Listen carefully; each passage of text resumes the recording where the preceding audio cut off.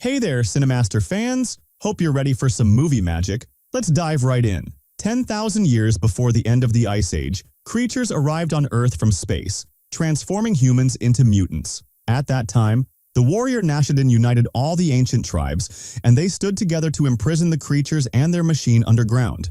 Later, the warriors' descendants established a system in Europe so that everyone would know about these creatures. But as time passed, by the year 2707, people had forgotten about the machine underground, and Earth's natural resources were running out. Now, the world is controlled by 4 companies constantly at war with each other to seize the last remaining resources. In Europe, the Bauhaus Company is preparing to battle the Capital Company, unaware that they are fighting in the area where the machine is buried. The Bauhaus commander, Sunder, orders his men to bombard the enemy, and the Capital commander, Nathan, reminds his troops to be brave and not surrender. The situation in the Capital ranks is tough. Sergeant Mitch collects the name tags of fallen soldiers to honor their memory. After intense fighting and explosions, the place where the machine was buried is revealed, and it starts to open, but no one notices. Bauhaus soldiers move in after throwing poison gas and reach the Capital trenches, killing all the soldiers there. Mitch nearly dies, but Nathan saves him at the last moment. Another huge explosion occurs,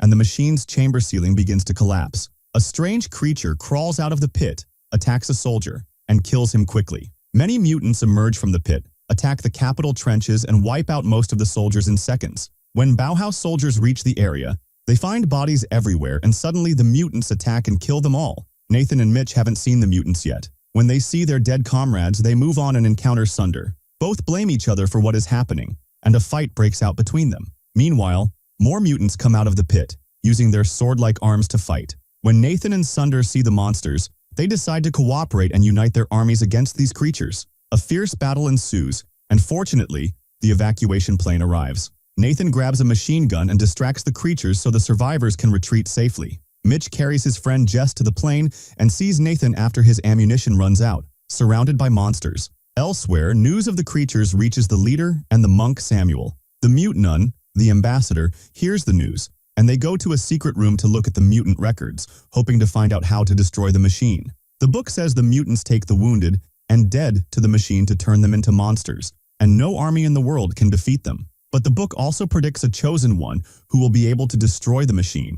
Samuel holds a meeting with the leaders of the 4 rival companies. They learn that the mutants have taken over most major cities and propose moving humans to Mars. Samuel says they don't have enough ships for everyone and is sure the mutants are smart enough to follow them.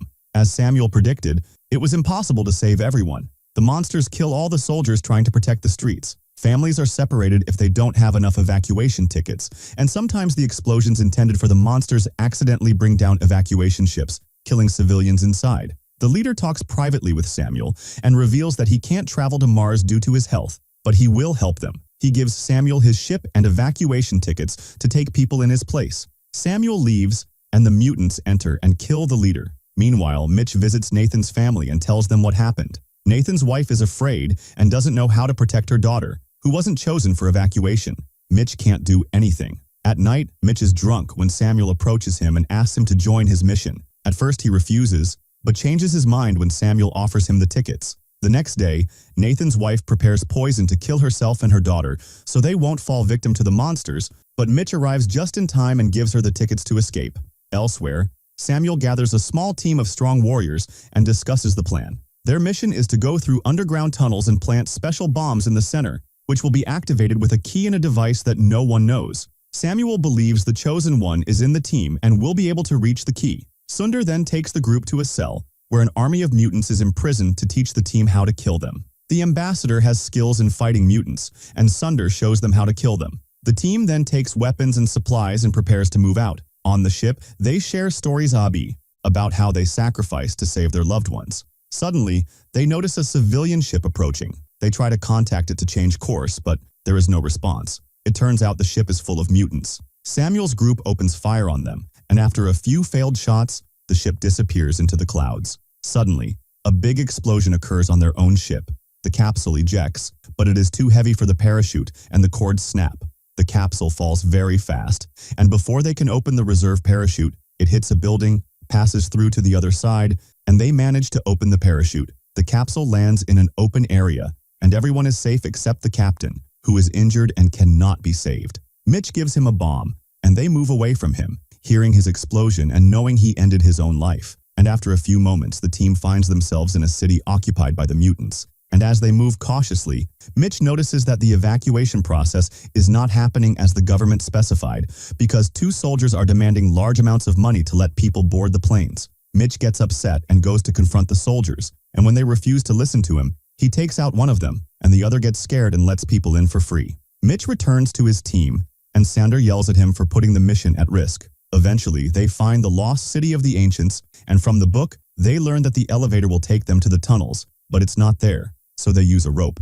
Now they're supposed to go down 60 floors. The team starts making the rope and they descend one after another. They reach the distance mentioned in the book, but don't find any entrance. Samuel decides to check the book, gets distracted, and falls. Mitch tries to catch him, but the chain breaks and Samuel falls. Luckily, the place isn't high and Samuel is fine, but there are many mutants waiting for him. Mitch goes down to protect him with bullets and fire and locks the elevator door to buy time. Sander hears the noise and throws a grenade, but Saphir catches it at the last moment and throws it into the pit to save Samuel. Because of the noise, more mutants appear. The rest of the team joins Samuel and a fierce battle ensues. They kill as many mutants as possible, but it seems they're about to die. The team tries to escape to another room above. Fire is sprayed with a machine gun, killing many mutants until the ammo runs out. The mutants try to climb up to them, so they cut the rope.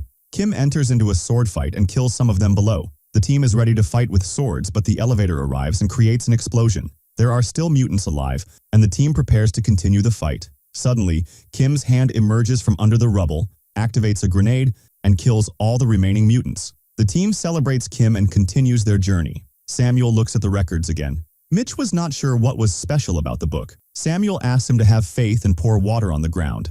At that moment, 2 small locations appear, showing the entrance to the tunnel. The group enters another place and moves cautiously along the edge of a wall, watching the mutants below. The mutants take the wounded to the machine, and Mitch is shocked when he sees Nathan among the victims. Sander senses that Mitch wants to save his friend and asks him to stay, but Mitch goes anyway. Sander considers shooting him to stop him but can't, and continues with the others. Mitch goes down and finishes off the mutant dragging the injured Nathan, takes him to a safe place, and asks about his family. Mitch learns they are safe on Mars, and Nathan feels that knowing his wife is safe allows him to die in peace. He asks Mitch to finish him off to spare him and let him complete his mission. Mitch reluctantly agrees and ends his life. Meanwhile, the rest of the team reaches a bridge and must cross quietly because of the mutants below. Suddenly, a stone falls, and when everyone looks to check, Sander falls but manages to catch himself at the last moment. The noise reveals their location to the mutants. Sander has the grenade, and Saphir carefully takes it from him before he falls. The mutants attack him, and he tries his best to defend himself. Samuel asks the team to move on to complete the mission, but the others refuse and go down to help him. A fierce battle breaks out as the team fights the monsters with all their strength. Unfortunately, an explosion occurs that burns one of them and drags all the mutants to the device. Minutes later, Mitch arrives and is shocked when he sees Jace's chain. Suddenly, he is attacked by a mutant, but he kills him because Saphir warned him. He sees that Saphir was able to survive because she was able to hide.